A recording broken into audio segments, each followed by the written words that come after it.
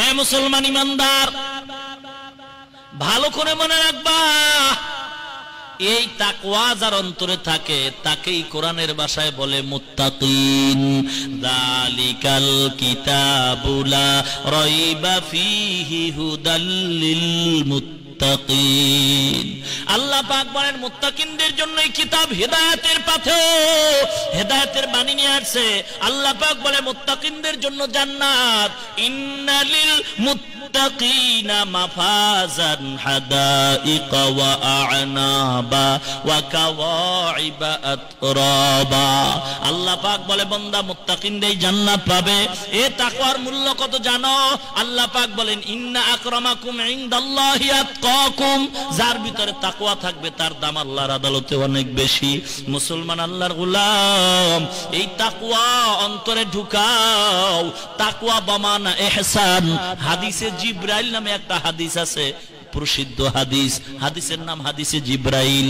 জিব্রাইল আমিন আসছেন, নবীজির হাঁটুর সাথে জিব্রাইলের হাঁটু লাগায়া বসছেন। নবীকে প্রশ্ন করে, নবী গো ঈমান কারে কয়? নবী জবাব দেয়। নবীরে প্রশ্ন করে, নবী কিয়ামত কবে হবে? নবী জবাব দেয়। নবীরে প্রশ্ন করে জিব্রাইল, ও পয়গম্বর বলেন ইসলাম কারে কয়? নবী জবাব দেয়। জিব্রাইল আবার সত্যায়িত করে বলে সাদাকতা ইয়া রাসূলুল্লাহ। নবীজিকে একবার প্রশ্ন করে, ও পয়গম্বর ইহসান কাকে বলা হয়? আমার নবী জবাবে বলেন আন তা'বুদাল্লাহা কাআন্নাকা তারাহু ফা ইন লাম তাকুন তারাহু ফা ইন্নাহু ইয়ারা। আসেনি হাদিসে? হুজুরেরা কি বলেন? পীর মুরিদি বলে জায়েজ নাই, সামনে। তবে পীরের নামে ভণ্ডামি জায়েজ নাই, এটা তো ঠিক। কি গণ, এখন তো পীরের নামে সব ব্যবসা শুরু হয়ে গেছে। কি বলেন? আল্লাহ সবাইকে বুঝ দান করুন। দেখেন না, রাস্তার মোড়ে মোড়ে গেট, রাস্তার মোড়ে মোড়ে গেট, রাস্তার মোড়ে মোড়ে গেট। লক্ষ লক্ষ টাকা খরচ করে গেট করলো। খাঁটি আল্লাহওয়ালারা অপচয় খরচ করে না। এগুলি অপচয় নয়? কথা কন না কেন? এরপরও কি মানুষ পায়? এরপরও পায় না কেন? বলে আল্লাহ কবুল করতে হবে। আল্লাহ কবুল করতে হবে। আল্লাহ যদি কবুল না করেন, তুমি হাজারো গেট সাজাইতে পারো, টাকা যাবে, লোক আসবে না। ঠিক কি না? আল্লাহ যদি কবুল করে, গেট লাগে না, পোস্টার লাগে না, টিভির চ্যানেলে অ্যাড দেওয়া লাগে না। আল্লাহ যদি কবুল করে, বিনা গেটে, বিনা পোস্টারে, বিনা চ্যানেলে দাওয়াতে লক্ষ লক্ষ মানুষকে আল্লাহ চরমনের বদলে পাঠিয়ে দেয়।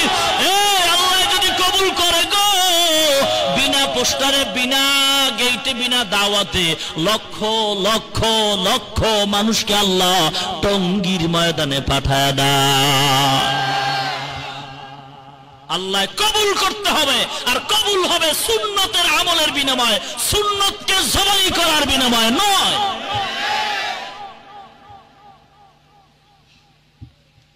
চেহারাটা ভাল্লুকের মতো, চুলগুলি এত লম্বা করছে, লেডিস ফেল। কি মারেফতের সম্রাট, আমগো দেশের কুখ্যাত সম্রাট, এগো চুলগুলি মহিলার চুলের চেয়েও লম্বা। টাইটেল কি? মাহবুবে সুবহানি, কুতুবে রব্বানি। দেখো সারা শরীরে চুলকানি। ঠিক কি না? কেন বললাম এটারও ব্যাখ্যা আছে। সারা শরীরে চুলকানি কেন বললাম?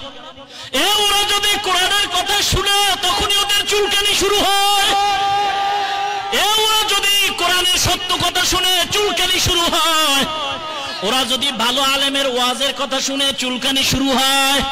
ওরা যদি কওমিয়ার কথা শুনে চুলকানি শুরু হয়। আসলে মুসলমান ইমানদার সারা দুনিয়ার ভিতরে নাম করা আল্লাহর ওলি বড় পীর আব্দুল কাদের জিলানী ভালো না খারাপ? খাজা মঈনুদ্দিন চিশতি রহমাতুল্লাহ আলাইহি ভালো না খারাপ? শাহজালাল রহমাতুল্লাহ আলাইহি ভালো না খারাপ? তাদের নামে কোনো টাইটেল আছে নাকি?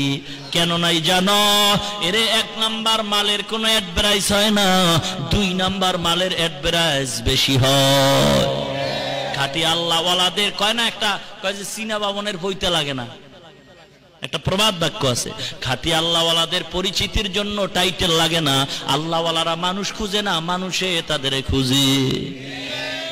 সব জবাব তাকওয়ার অভাব। এ মুসলমান ইমানদার, আল্লাহর ভয় ঢুকাও। ওমার ওমার ওমার ওমার তরবারি নিয়ে দৌড় মারছে, নবীজির মাথা আনতে যায়। বলবো কি? হ্যাঁ হ্যাঁ, সময় তো অনেক হয়ে গেছে।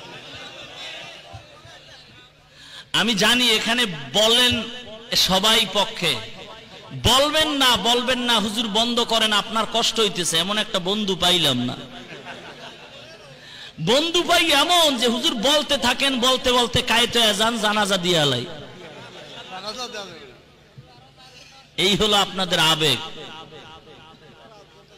তারপরও ঘটনাটা যেহেতু শুরু করছি, ওমারের ঘটনাটা সমাপ্তিতেই দোয়া করবো ইনশাআল্লাহ। হযরত ওমর তরবারি নিয়ে দৌড়ায় মাথা আনার জন্য, মেজাজটা গরম।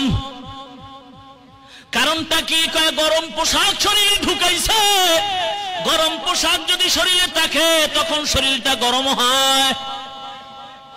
এই গরম ভাব কিন্তু আমার আল্লাহর। গরম ভাব কোন মানুষের না। র‍্যাব বাহিনীরে দেখবা, যখন পোশাকটা পরে তখন শরীরের পাওয়ার গরম হয়ে যায়। তখন অল্প দোষ পাইলে মনে হয় যেন তারে বড় দোষ বানায় ক্রস ফায়ার করি। কি ব্যাপার? বলে মেজাজটা গরম, পোশাকটাও গরমের পোশাক। মুসলমান আল্লাহর গোলাম, এই জন্য গরম পোশাক নিয়ে ওমর দৌড়ায়। মুহাম্মদের মাথা আনতে যাব, ব্রেক করে দিল এক আল্লাহর গোলাম, দাঁড়াও, মেজাজ গরম করে দৌড়ায়ও না। কই যাও? বলে মুহাম্মদের মাথা আনতে যাই।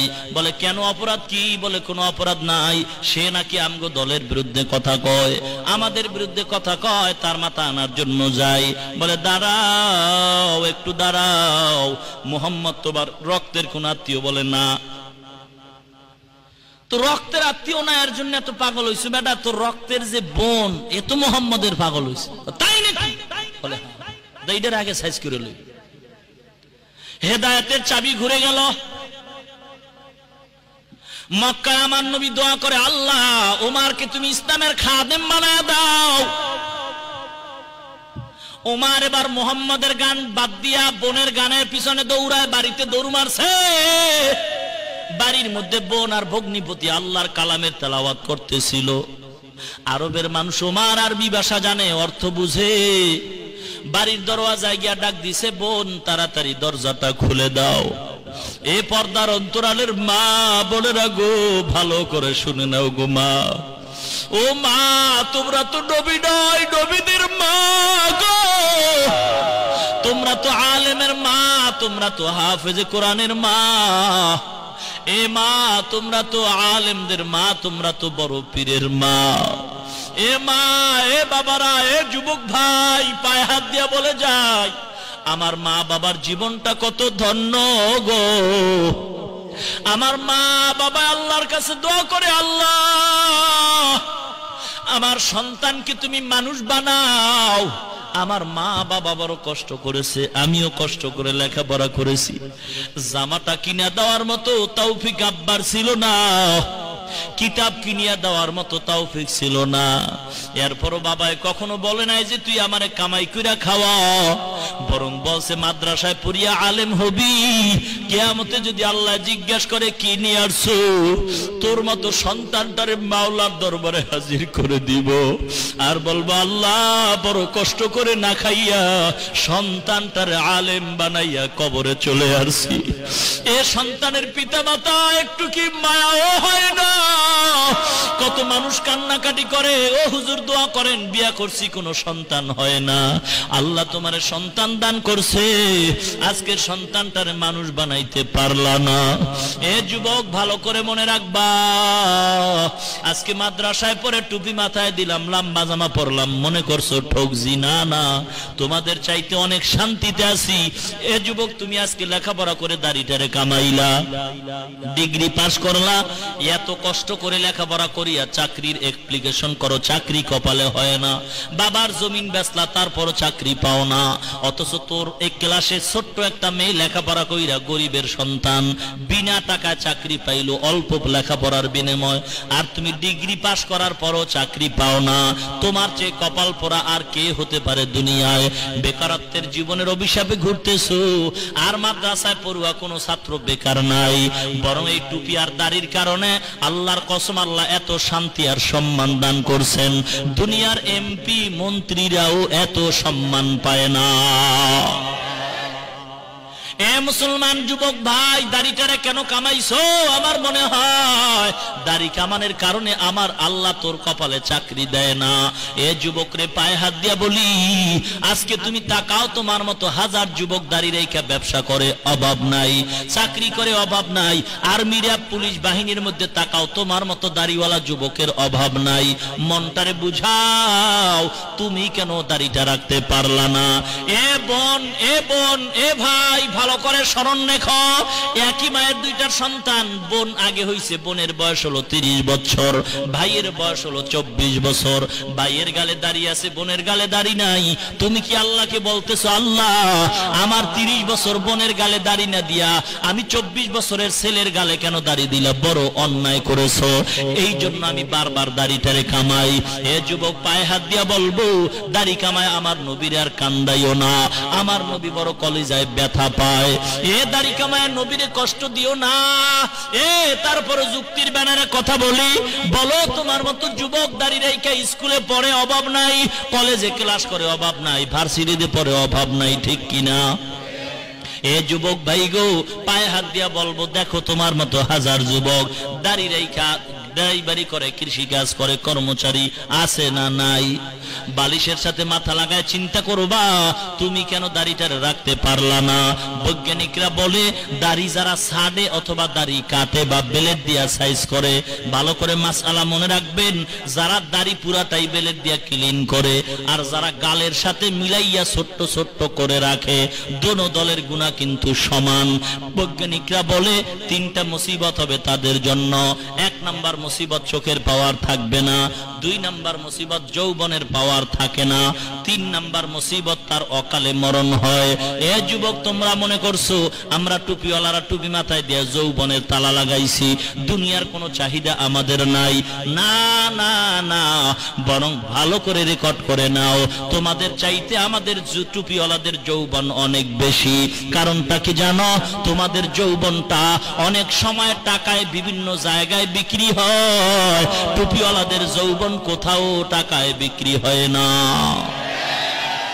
এ যুবক ভাই, পায়ে হাত দিয়া বলি, কেউ বেজার হবেন না।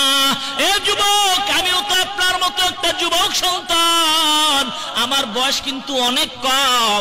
এ যুবক, পায়ে হাত দিয়া বলি, মিথ্যা কথা বলার জন্য আসি নয়। এ যুবক ভাই, মনটারে বুঝাও, আমার নবী কি বলছে ভালো করে শোনো। মানুষ যখন ঘুমায় যায় কোনো গুনাহ করার শক্তি থাকে না, কিন্তু দাড়ি কামানেওয়ালা ছাতনেওয়ালাদের 24টা ঘন্টা। বন্দা ঘুমায় থাকো আর সজাগ থাকো, ফেরেশতারা গুনার কলম নিয়া 24টা ঘন্টার সেকেন্ডে সেকেন্ডে অনবরত আমল নামায় গুনাহ লিখতেই থাকে। এ যুবক, কয়দিন আর বাঁচবি গো? কত যুবক কয়, হুজুর বয়স হয় নাই, বুড়া হয়ে দাঁড়িয়ে রাখবো। এ বুড়া হওয়ার নিশ্চয়তা যদি থাকতো, তোমাদের আদরের ভাই নায়ক সালমান শাহ জুয়ান হইয়া কবরে যেত না। তোদের আদরের ভাই নায়ক মান্না জুয়ান অবস্থায় কবরে যেত না। কয়েক মাস আগে নরসিংদী জেলার পৌর মেয়র অল্প বয়সে যুবক কবরে চলে গেল। এ কয়েকদিন আগে সদরঘাট লঞ্চ ডুইবা কত যুবক চলে গেল। এর কয়েক মাস আগে চট্টগ্রাম থেকে আসতেছিল খেলাধুলা করিয়া, মিরসরাইয়ের স্কুলের ছাত্ররা একটা পিকআপ ভেঙ্গে চুরে চুরমার হয়, সব ছেলেরা মারা গেল। এ যুবক, কয়দিন আর বাঁচবা? পত্রিকার দিকে তাকাইলে প্রত্যেকটা দিন যুবকের মরণের খবর। ঘুমের ঘরেও কত যুবকের মরণ হয়। এ যুবক রে, আমার আদরের ভাই আইনুদ্দিন আল আজাদ অন্ধকার কবরে চলে গেল। কয়েকদিন আগে আমার ভাই আল্লামা হাম্মদ সাদি রহমাতুল্লাহ আলাইহি চলে গেছেন। আবুল খায়ের বিক্রমপুরী চলে গেছেন। চট্টগ্রামের এক জুয়ান বক্তা আল্লাহর ওলি আল্লামা জামাল উদ্দিন রহমাতুল্লাহ আলাইহি কবরে চলে গেছেন। আমিও তো কবরের পথ থেকে বেঁচে আসছি। কঠিন মুসিবত অ্যাক্সিডেন্ট হয়েছিলাম চট্টগ্রামের পথে, গাড়িটা চুরমার হয়ে গেছে, আল্লাহ পাক কুদরতি ভাবে আমাকে বাঁচায়া দিয়েছেন। এ যুবকরে কয়দিন আর বাঁচবা? এই 3-4 দিন আগে